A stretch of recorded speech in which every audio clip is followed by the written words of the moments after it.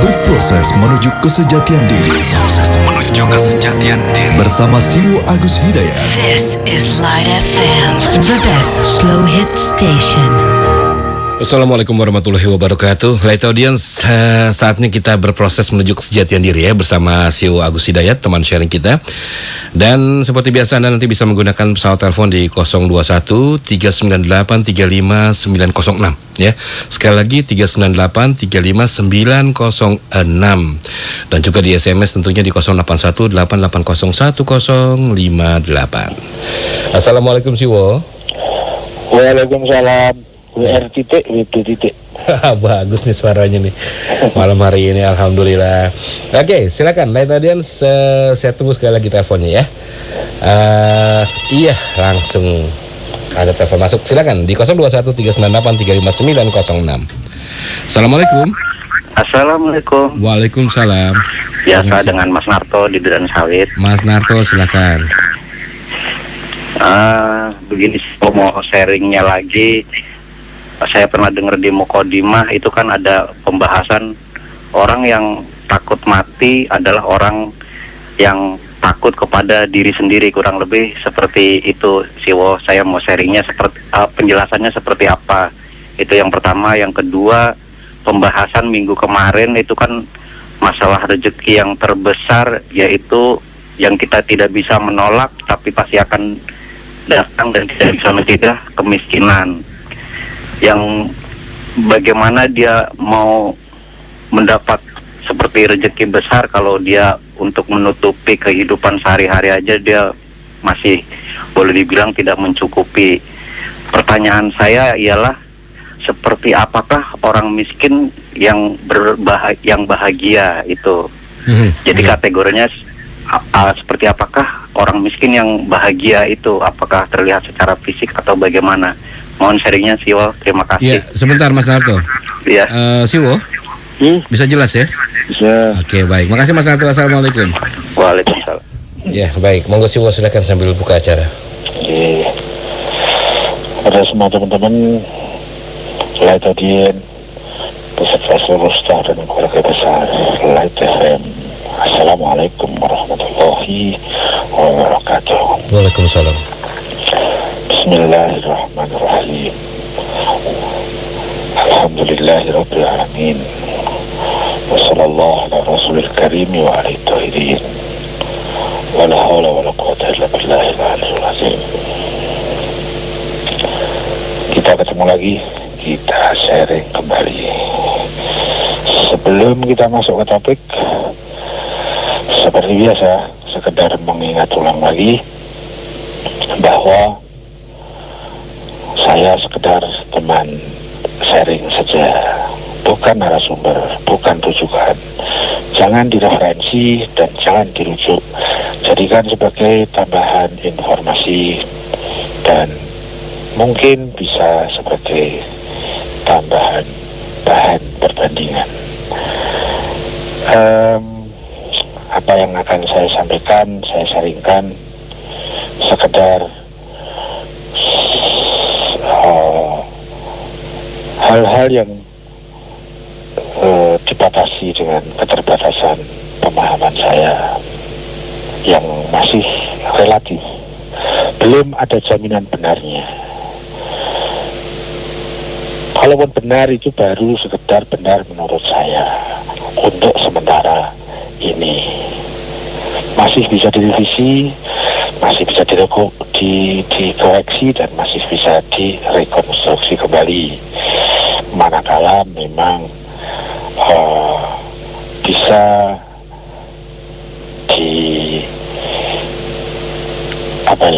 bisa difahami ada yang lebih benar lagi, ada yang kebenarannya lebih bermutu dari kebenaran yang saat ini sementara saya pahami. Jadi apa yang akan saya sampaikan itu murni hanya mewakili pemahaman saya sendiri, tidak mengatasnamakan pihak manapun dan tidak mengatasnamakan komunitas manapun, mazhab manapun, dan agama apapun. Saya tidak berani dan memang bukan kapasitas saya untuk mengatasnamakan hal-hal itu. Jadi kalau di dalam sharing ini ada kesalahan, itu murni kesalahan saya. Saya tidak pernah berani mengatakan menurut Islam, tidak berani. Karena yang saya yakini Islam itu tinggi, Islam itu suci, sementara saya masih rendah dan masih kotor. Saya tidak berani mengatasnamakan menurut tokoh ini, menurut figur ini, menurut pemazhab ini, menurut agama ini, saya tidak berani. Karena memang saya tidak pantas untuk mewakili figur-figur itu.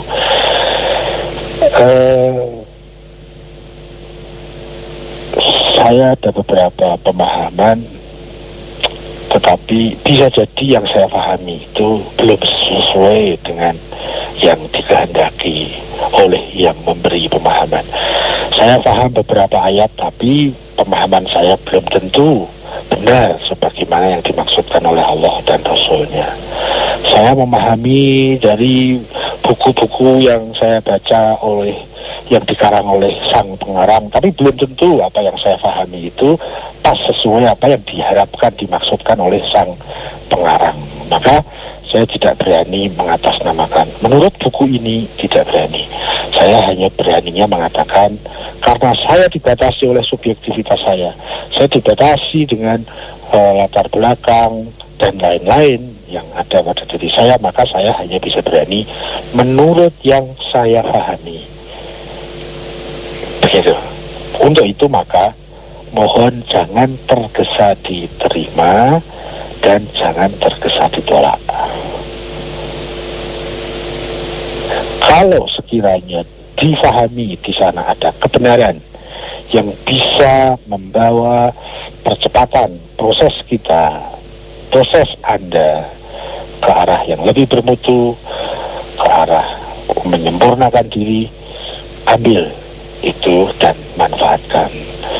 Namun sekiranya ada yang difahami tidak benar, ya jangan diambil. Dari manapun kebenaran tetap kebenaran dan ketidakbenaran tetap ketidakbenaran. Mohon waspada, cermat dan hati-hati untuk mengambil sesuatu atau untuk menolak sesuatu. Ya, itu mukadimah yang mohon tidak bosan-bosan saya ulang dan saya ulang. Dan saya punya tugas untuk selalu mengulang-ulang itu agar saya bisa duduk pada posisi saya, yaitu sebagai teman sharing Anda, bukan narasumber dan bukan rujukan. Ya, kita mulai dari topik pertama yang sudah diangkat oleh Mas Narto di Duren Sawit. Yang pertama masalah ada kalimat tentang takut mati itu sama dengan takut kepada dirinya sendiri. Saya tidak tahu kalimat ini dari mana, dan kalau tadi dikaitkan dengan mukadimah saya tidak pernah memakai mukadimah kalimat ini. Yang saya tahu begini, saya pernah merasa takut mati, dan mungkin orang-orang yang masih takut mati itu mungkin seperti saya waktu itu yang selalu ada konotasi takut terhadap mati. Kemudian setelah saya berproses, belajar, berproses lagi, dan berproses lagi, ada satu fase yang kemudian saya menyimpulkan dalam pemahaman saya bahwa ketakutan saya terhadap mati itu karena saya salah memahami tentang apakah mati itu. Kebetulan yang selalu saya terima dalam informasi masyarakat, dalam iklim pemahaman masyarakat lingkungan saya pada umumnya, selalu memberikan kepada saya bahwa mati itu begini begitu, yang akhirnya membentuk pemahaman bahwa mati itu mengerikan, mati itu menakutkan. Namun pada proses tertentu, pada fase tertentu, saya merubah pemahaman saya, dan image tentang mati itu menakutkan itu menjadi semakin pudar, dan tak lagi kemudian ada semacam meskipun kesan-kesan sedikit-sedikit masih ada, Tapi itu bisa dihapus dengan pemahaman-pemahaman setelah lebih mencermati, lebih membanding, lebih apa ya, lebih mempertajam ilmu tentang apakah mati itu. Nah, bahkan akhirnya mati itu hal yang sangat alami, hal yang sangat wajar, bahkan sebuah keniscayaan. Dan mati itu bagian dari sarana-sarana dalam rangka kita berproses ke depan. Mati adalah sebuah mutasi dari dunia satu kepada dunia lain. Mati adalah transisi perpindahan dari rumah satu ke rumah lain. Mati merupakan fasilitas dari proses sebelumnya kepada proses sesudahnya, dan seterusnya, sehingga saya kemudian menyimpulkan mati adalah bagian dari rahmat ilahi. Sehingga kesan-kesan takut mati itu semakin memudar dan semakin tidak ada. Kurang lebih seperti itu. Nah, kalau takut mati itu karena seseorang takut kepada dirinya sendiri. Nah, ini kalimat lain yang perlu pencermatan juga. Kalau saya kembali ke diri saya, masa lalu saya, bahwa saya lama takut mati itu karena saya salah memahami tentang apa sih mati itu, gitu ya. Nah, ini satu hal. Kalau kemudian ada orang yang takut mati itu karena takut kepada dirinya sendiri. Nah, ini mungkin kalimat ini perlu diperjelas. Takut terhadap dirinya sendiri itu takut yang dirinya yang mana? Mungkin begini. Karena seseorang yang dirinya tidak siap, maka dia khawatir terhadap kesiapan dirinya menghadapi sesuatu. Mungkin begitu yang dimaksudkan. Tapi saya tidak tahu persis apa yang dimaksudkan Mas Narto. Kalau saya contohkan begini. Saya yang sudah terbiasa hidup di Jawa, dengan kondisi dan budaya yang ada di Jawa, dengan situasi geografis yang ada di Jawa, dengan segala adat istiadat, nilai-nilai etika dan tradisi yang ada di Jawa, dengan segala bahasa Jawanya. Saya sudah terbiasa ada di Jawa. Kemudian juga lingkungan hal-hal yang mengikat hati saya itu ada di Jawa. Pekerjaan saya ada di Jawa, saudara-saudara, keluarga, anak istri ada di Jawa. Tiba-tiba saya ingin dimutasi ke Manokwari misalnya, Fak-Fak misalnya ya, di daerah Papua sana. Nah, kalau saya sama sekali tidak mengenal Fak-Fak itu bagaimana, itu sudah cukup membuat saya takut kalau mau mutasi ke Fak-Fak. Ya. Apalagi kalau kita memahami dengan kondisi saya sekarang ini, pada saat mau dimutasi ke Fak-Fak, saya mempunyai pemahaman bahwa saya sangat akan kesulitan di Fak-Fak nanti. Saya tidak kenal Fak-Fak itu seperti apa, kondisinya seperti apa, iklimnya seperti apa, budaya, tradisi, etikanya seperti apa, kemudian sistem hukum yang di sana seperti apa, masyarakatnya seperti apa, bahasanya bagaimana, dan seterusnya. Sehingga semakin itu membawa takut saya kalau harus dimutasi ke Fak-Fak. Semacam itu deh.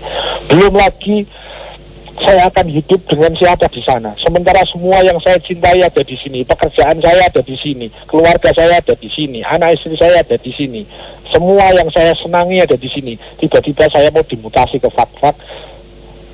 Apalagi kalau saya mempunyai sebuah pemahaman bahwa di Fak-Fak itu saya punya musuh yang saya takut dengan dia. Ya sudah, tambah takut kan terhadap mutasi itu. Ya mungkin yang dimaksudkan itu saya mencoba mengeksplorasi saja bahwa Bukan matinya yang membawa takut, tapi konsekuensi di balik kematian itu mungkin yang membuat seseorang itu takut. Ya kayaknya gitu ya. Nah, hal kedua ini kayaknya takut yang lebih bermutu ketimbang takut yang pertama. Takut mati karena salah pemahaman terhadap mati itu apa. Nah, yang saya sharingkan pertama itu karena saya salah memahami apakah mati itu, sehingga saya takut mati. Tapi tadi sharing yang kedua, dia takut mati karena dia belum siap terhadap konsekuensi di balik kematian. Dia belum memahami terhadap apa, bagaimana, dan kenapa di balik kematian. Ya itulah, saya pikir itu logis dan itu wajar. Yang tidak logis adalah saya pernah lama takut terhadap mati, tapi gara-gara saya mempunyai teori tentang mati yang salah, menurut saya begitu. Ya, kurang lebih seperti itu.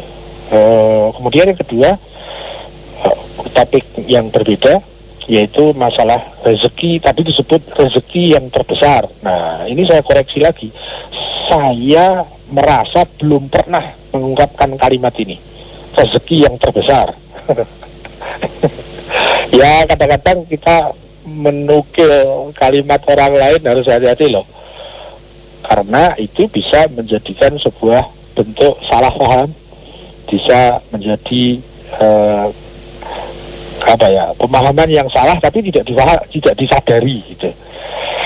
Ya, misalnya ada kalimat rezeki yang terbesar, saya merasa sepanjang saya menulis baik di SMS ataupun mengucapkan kalimat terkait dengan ini, saya tidak pernah menggunakan kata terbesar.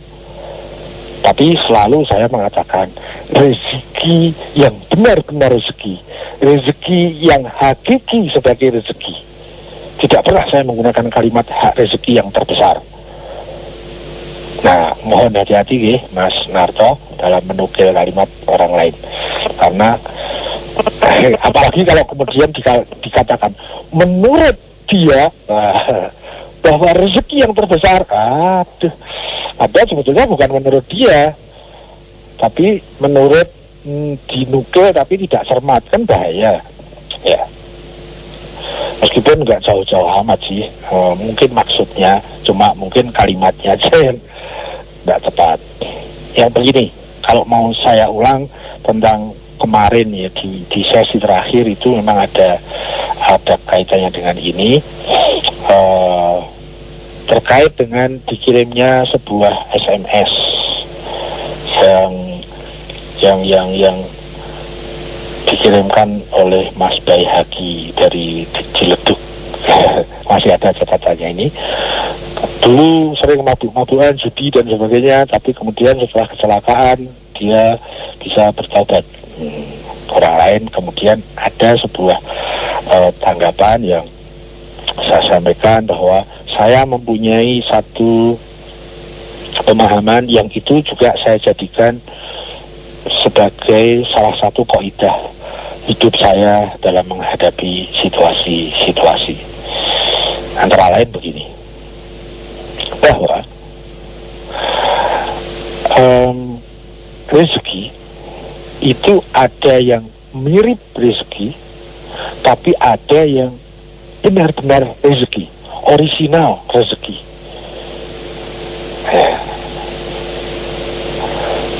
Apa yang rezeki tapi mirip rezeki?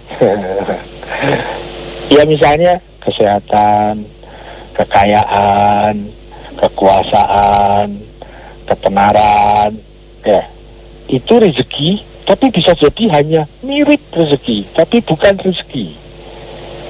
Ya, bisnis labanya banyak, proyek bisnisnya sukses misalnya, itu belum pasti rezeki. Nah, nanti kita akan bedakan apa yang pasti rezeki. Sebelum itu, kebetulan tadi pagi ada yang ngebel masalah ini. Slipnya ternyata ada pada definisi rezeki. Kalau kita menggunakan istilah terminologi masyarakat, rezeki itu sama dengan uang. Nah, kebanyakan kecenderungannya begitu.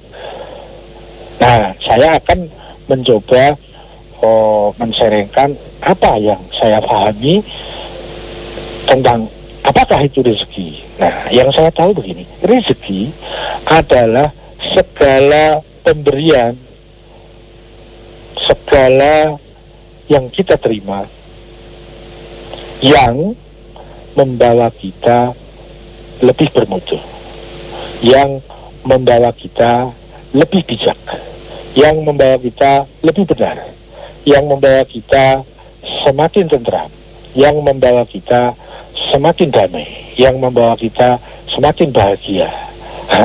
Kalau diringkas semua itu, yang membawa seseorang lebih dekat kepada yang maha sempurna, kepada Tuhan, kepada Allah, itulah rezeki yang benar-benar rezeki. Ada rezeki yang mirip rezeki. Misalnya apa? Seseorang yang sehat. Sehat itu karunia, sesuatu yang kita terima, tetapi membawa kita semakin hancur. Kesehatannya bukan rezeki. Kesehatannya tidak menjadi rezeki. Sehat tapi buat singkoh misalnya, ya itu akan bikin problem.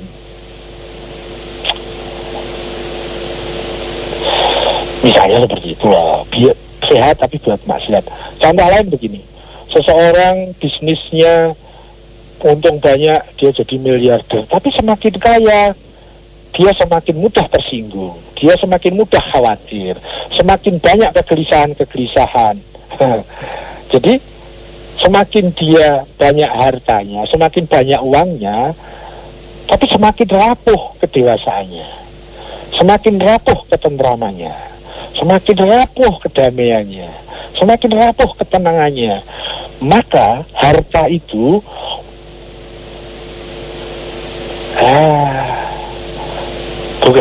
bukan rezeki, mirip rezeki. Ya, saya tadi pagi juga memberikan semacam contoh gitu ya.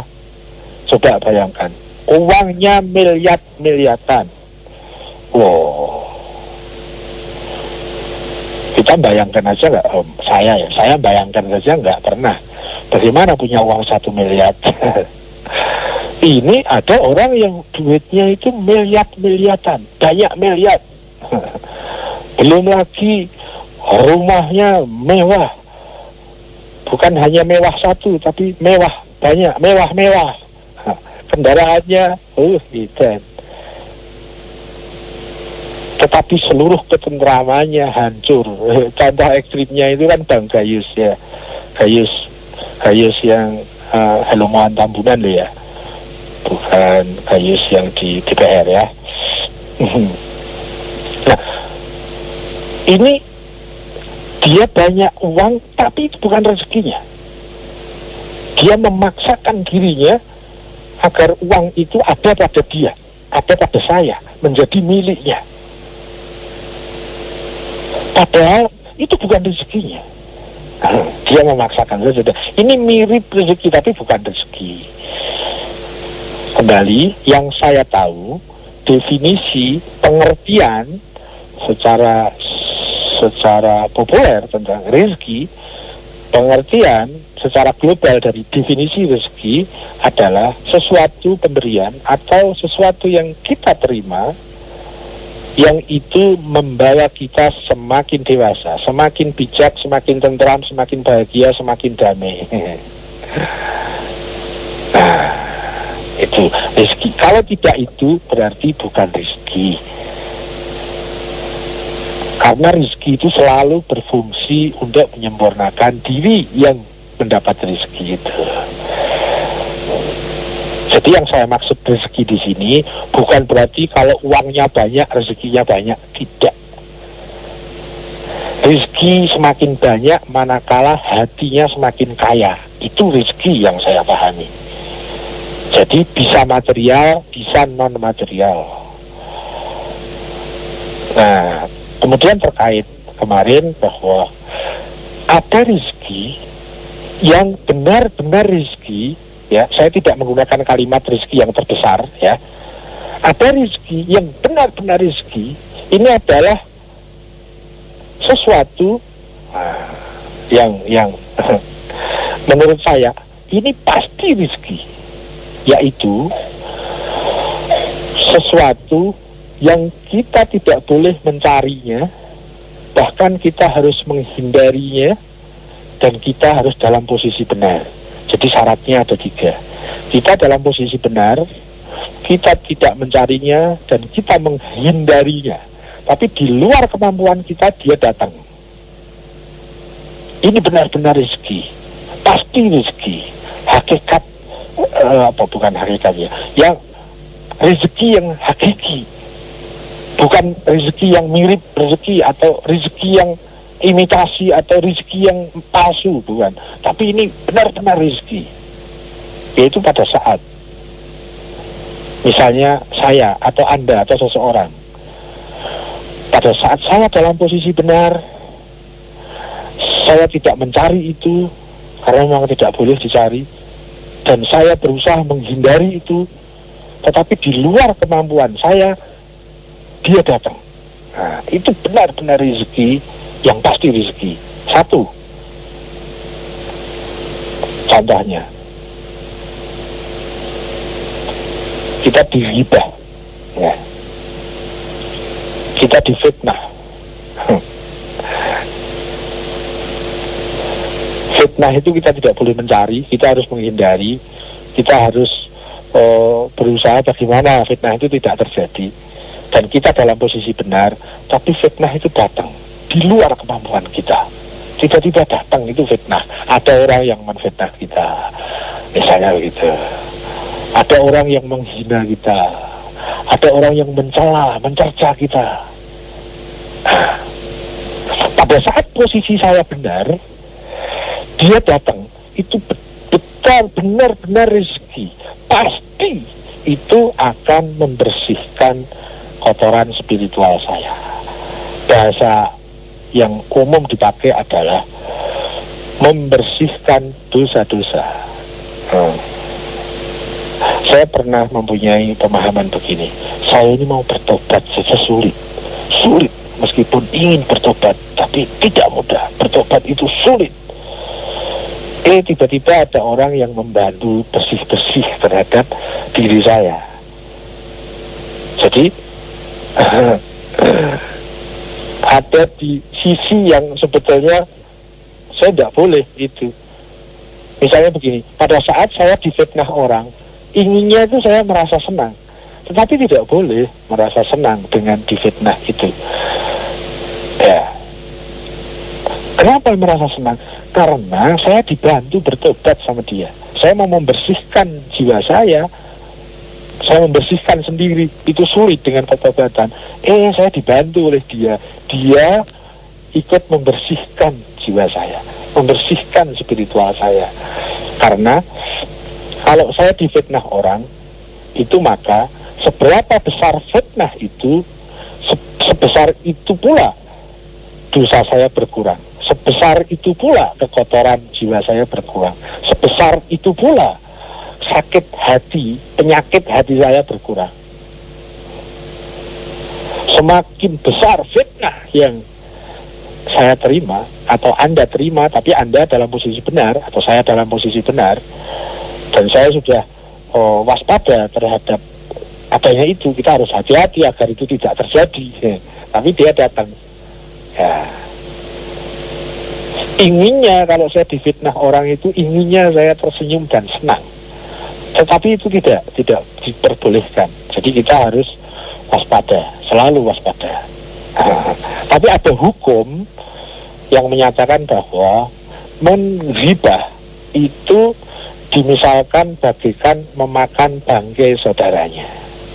Jadi kalau kita menyebarkan keburukan orang lain, padahal orang lain itu menyimpan.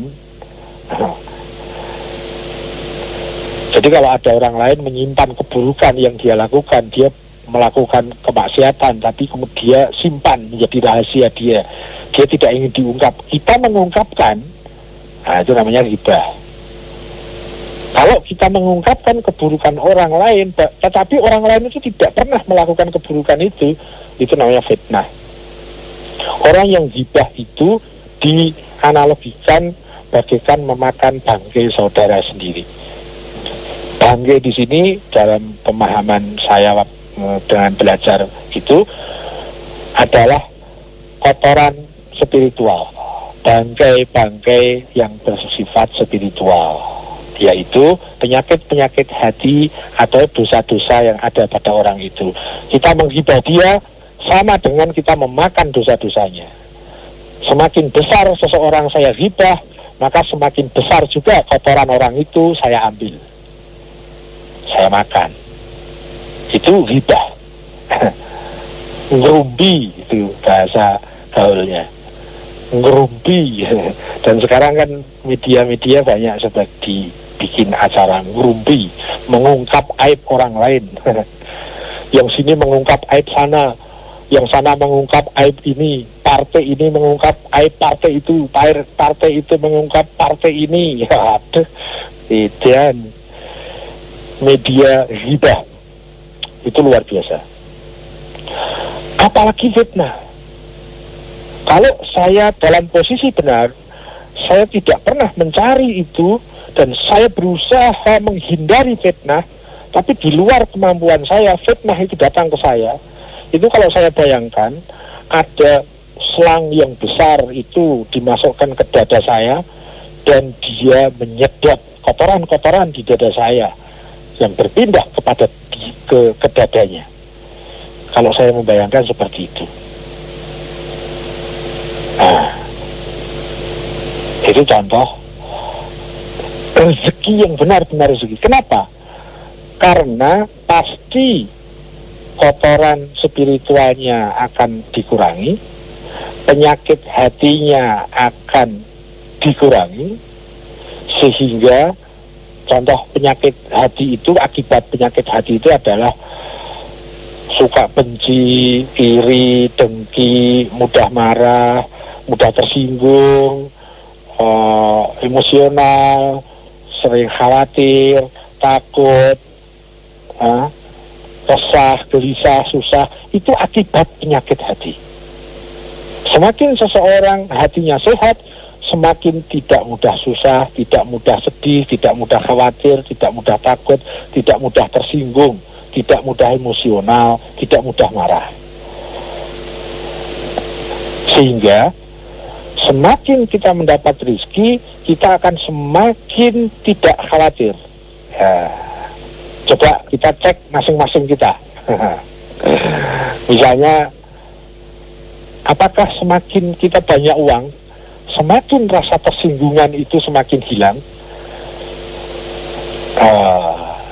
Tapi kayaknya justru kebalikannya yang lebih banyak kayaknya lah ya.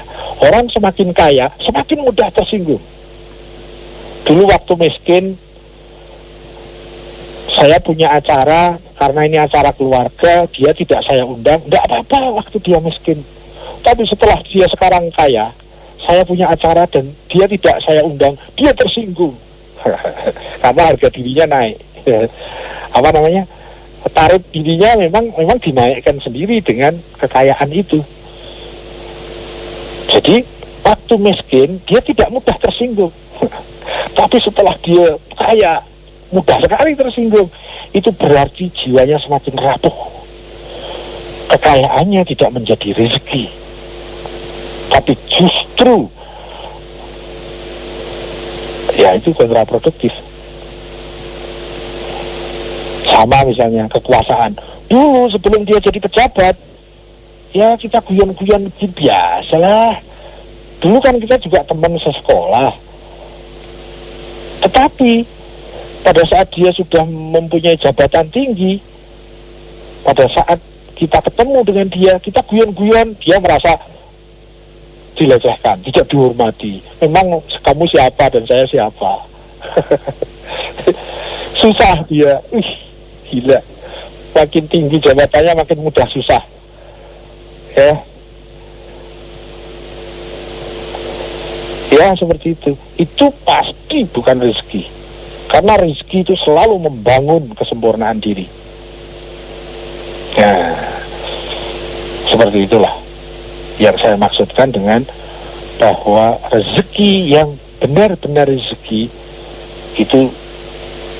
Sekarang begini, apakah setiap orang yang difitnah pasti itu menjadi rezekinya? Enggak pasti, karena syaratnya tadi kan, syaratnya dia harus dalam posisi benar. Ya, dia dalam posisi benar, tapi difitnah. Dia dalam posisi menghindari itu dan tidak pernah berbuat hal-hal yang menyebabkan terjadinya itu. Tapi di luar kekuasaannya dia datang. Seseorang yang dalam posisi benar, dia sebagai hamba Tuhan yang dia menyerahkan komando hidupnya kepada Tuhan, bukan kepada dirinya sendiri. Dia bertauhid, dia tidak egois, gitu ya. Itu kalau dia difitnah, inginnya dia merasa senang karena dia dibantu bertobat. Pada saat dia dihina, dia dicela, itu dalam hatinya dia tersenyum.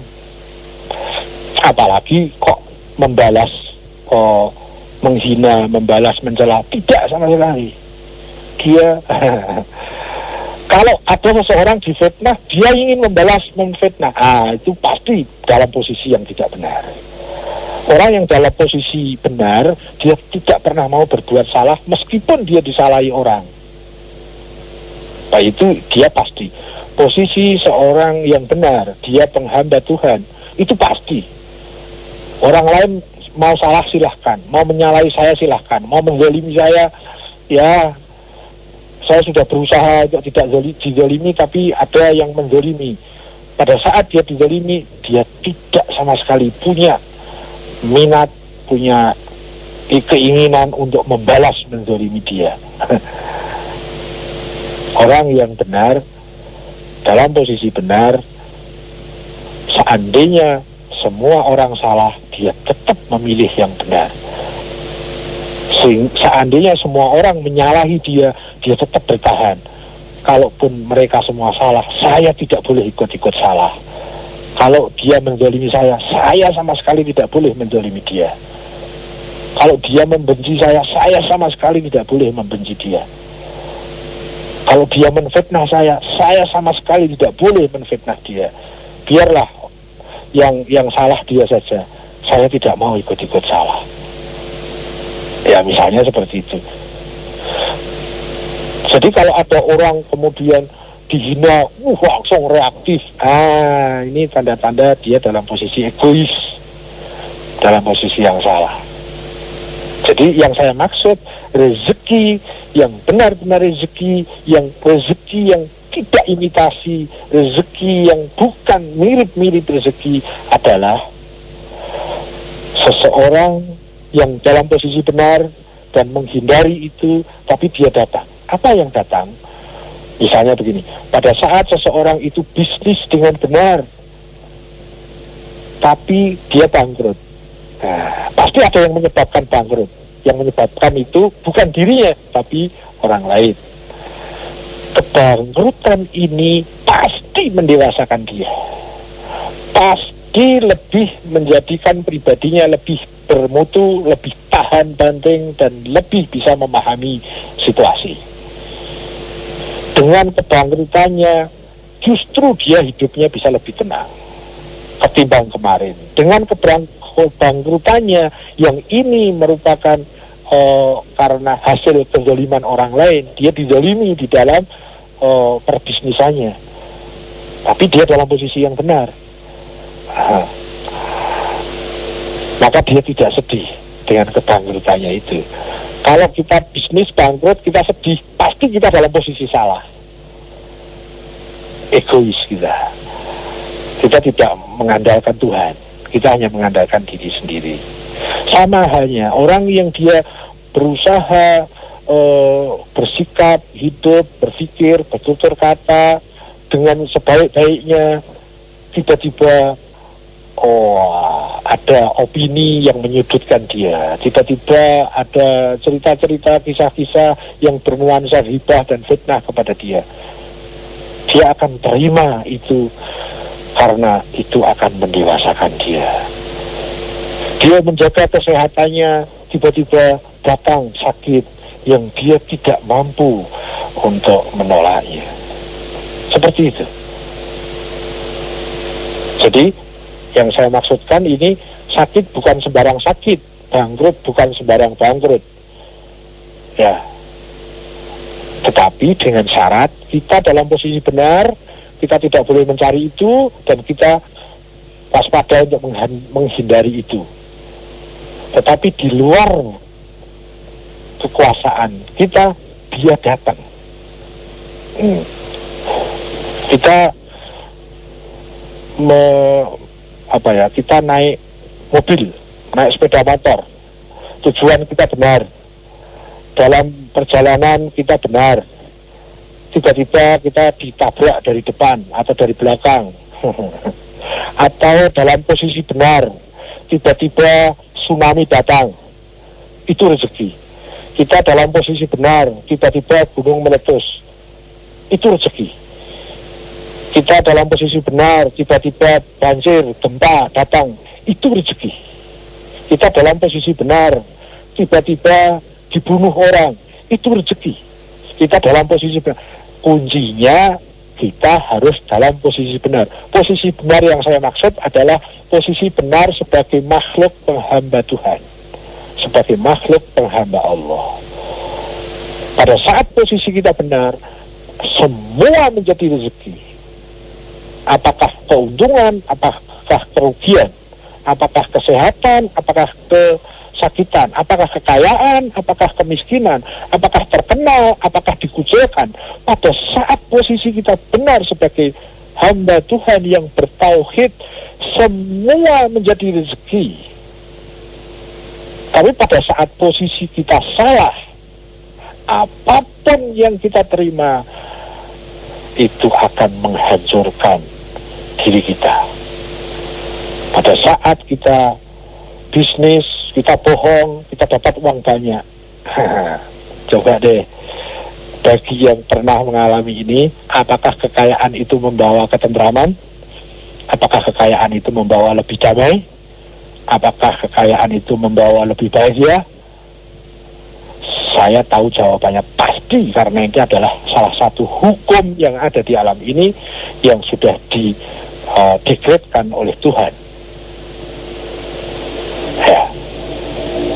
Bahwa hal-hal yang kita terima pada saat kita dalam posisi salah, itu sama dengan kita memakan racun, sama dengan kita memasukkan virus-virus terhadap diri kita sendiri. Kita bisnis dengan cara yang salah, semakin untungnya besar, semakin menghancurkan kebahagiaannya, semakin menghancurkan ketentraman, kedamaian, dan ketenangannya, semakin menimbulkan banyak khawatir, takut, was-was, dan lain-lain.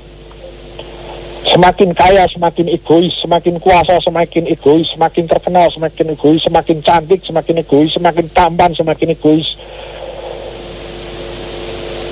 Semakin egois, semakin menghancurkan kebahagiaan dirinya. Semakin egois, semakin mudah tersinggung. Semakin egois, semakin mudah marah. Semakin egois, semakin mudah benci, dendam, iri, dengki. Semakin mudah penyakit hati. Karena memang akar penyakit hati adalah egoisme. Dan obat sakit hati adalah tauhid. Ya, itu yang saya maksud. Jadi mohon jangan tapi tidak apa-apa lah, apapun yang terjadi tidak apa-apa. Saya berusaha men-sharingkan ini agar tidak terjadi mispersepsi, tidak menjadi salah paham. Ya, apalagi tadi ada kalimat, bagaimana orang miskin yang seperti apa yang dia itu bahagia. Ini tersirat di balik ungkapan ini seakan-akan tidak ada orang miskin yang bahagia, dan seakan-akan yang mendukung kebahagiaan itu adalah kekayaan. Ini menurut saya adalah sebuah bangunan cara berpikir yang materialistik. Ya, Seakan-akan kekayaan itu menjamin kebahagiaan. Seakan-akan setiap orang miskin itu pasti sengsara. Seakan-akan setiap orang yang sakit itu sengsara. Seakan-akan orang yang kena musibah bencana alam itu sengsara. Seakan-akan siapapun orang yang terbunuh itu sengsara. Dalam pandangan hukum spiritual yang saya pahami tidak begitu. Ya, bisa jadi seseorang itu naik tinggi kemuliaannya, ketenangannya, kedewasaannya itu justru dengan hal-hal yang tidak populer. Kalau yang populer kan, wah banyak rezeki, uang, maka kaya, maka bahagia. Apa iya sih? Coba kita pikir ulang deh. Ya, kita pikir ulang. Apa Gayus kurang banyak uang ya? Misalnya seperti itu deh. Kita tidak perlu menilai orang lain kecuali dalam rangka kita mengambil hikmah, bukan menghakimi. Yang pasti kita wajib menilai diri kita sendiri. Kita boleh meneliti kita dari hari ke hari. Kemarin punya uang berapa, sekarang punya uang berapa. Kemarin bisnis saya laba berapa, sekarang berapa. Ada loh, lucu loh. Orang yang bisnis dalam sehari, dia laba 10 juta sehari. Dia susah. Kenapa? Karena kemarin dia labanya 200 juta. Sekarang cuma 10 juta sehari. Heran enggak? Atau orang bisnis sehari laba 10 juta, susah itu loh. Itu pasti bukan rezeki.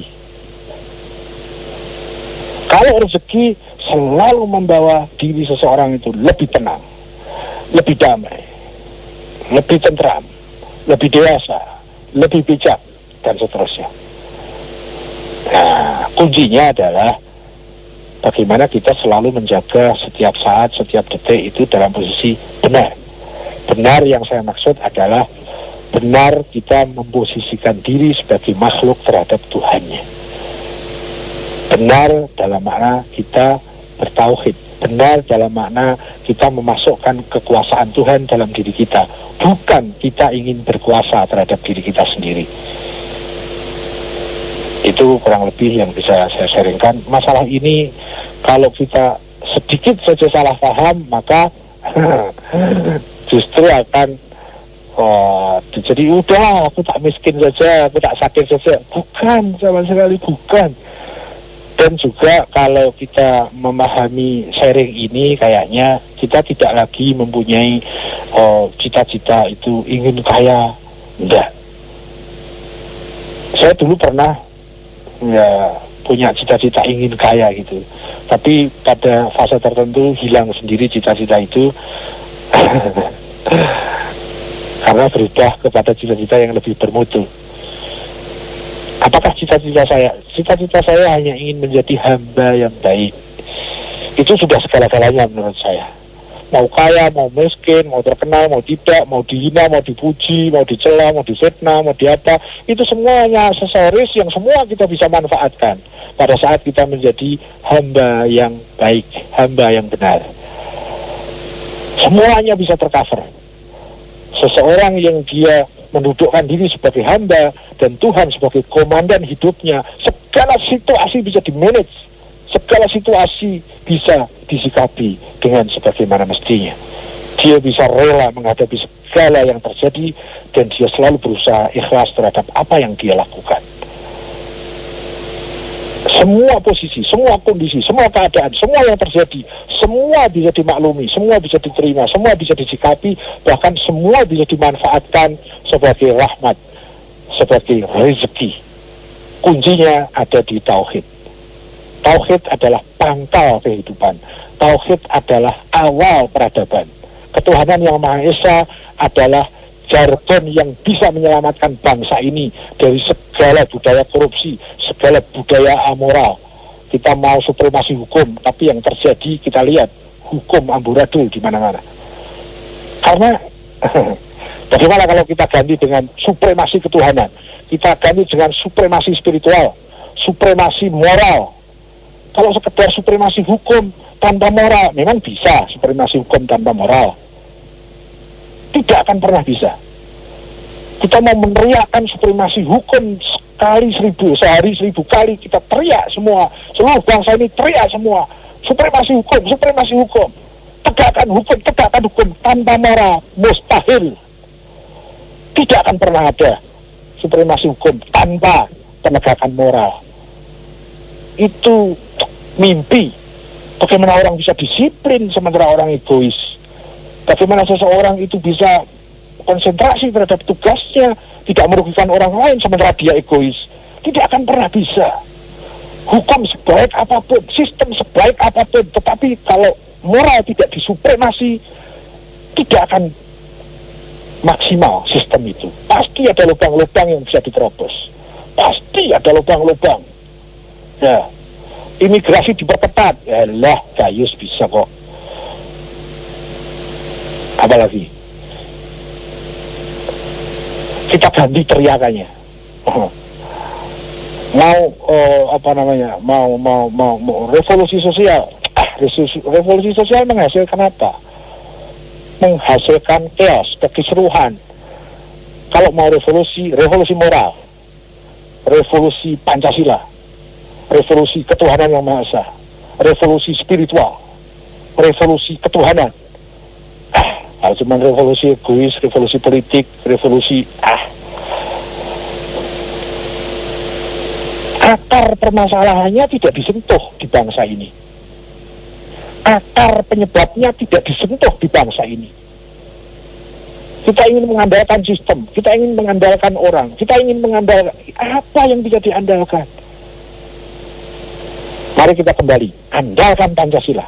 Kita kembali kepada dasar negara, kita kembali kepada way of life yang itu sudah dikukuhkan sejak bangsa ini dibentuk. Tapi itu yang kita lupakan. Selalu pembahasan, kita cari solusi, supremasi hukum. Tidak bisa supremasi hukum tanpa moral. Orang yang tidak bermoral selalu akan memainkan hukum demi kepentingan egoismenya sendiri. Egoisme kelompok, egoisme partai, egoisme dan lain-lain. Yalah, malah pidato. Apa ini? Ngomong iso. Om nang doang. Jarkoni ujar tok ora iso nglakoni. Wis balik kene bos ya, bos. Sate. Udah selesai sih, Wo? Kita masih punya waktu sekitar 4 menit di sesi ini. Jadi saya kira kalau gimana, mau terima telepon aja, dijawabnya nanti sesi kedua atau gimana? Oh, boleh. Boleh ya, terima telepon dulu ya sih, Wo ya. Satu penelpon. Oke, silakan. Saya tampung dulu pertanyaan satu penelpon terakhir di sesi ini. Assalamualaikum. Assalamualaikum. Waalaikumsalam, dengan siapa ini? Dengan Alek, Pak Mas. Aduh, nggak kedengar suaranya. Dengan siapa, Mas? Halo? Ya, halo? Halo, dengan Alek, Pak Mulan. Dengan Alex. Suaranya enggak dengar nih. Bisa dimatikan saja suara radionya, Mas? Iya. Halo, dengan Alek, Pak Mulan. Alex Pamulang ya? Ya. Oke, silakan, Mas. Ini Siwo sangat menggebu. Saya mencoba Atau jamu mas. dengan mencoba mengaplikasikan pemikiran Siwo tentang supremasi moral, supremasi tauhid di dalam era sekarang ini yang semakin amburadul itu. Saya ingin lebih tertarik lagi tentang bagaimana sikap kita di dalam berproses tadi penyempurnaan diri dalam kondisi dan perilaku masyarakat sekarang. Gitu aja. Penyempurnaan diri dalam perilaku masyarakat sekarang gitu. Iya. Oh, jadi yang disaringkan adalah bagaimana cara menyempurnakan diri dalam perilaku masa seperti sekarang ini ya? Iya, menyikapinya dalam proses tetap posisi benar tadi. Oke, Siwo bisa tertangkap ya? Bisa diperjelas. Oke, silakan diperjelas Mas Alex. Ya, bagaimana tadi kan tentang supremasi moral, supremasi ketauhidan di dalam proses pendidikan ya, pendidikan masyarakat sekarang dan sosialisasi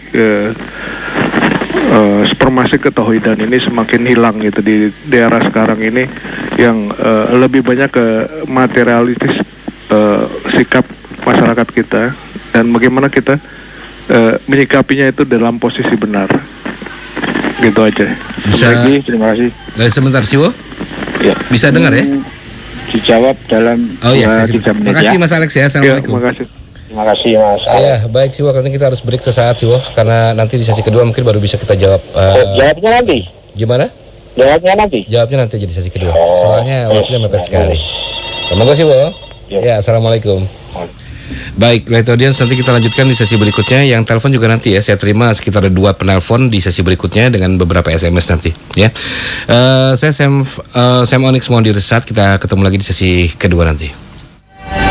105.8 Light FM, the best slow hit station, and Mizan Production proudly presents Light is beautiful. Light is Beautiful with Haidar Bagir, CEO of Mizan Publika.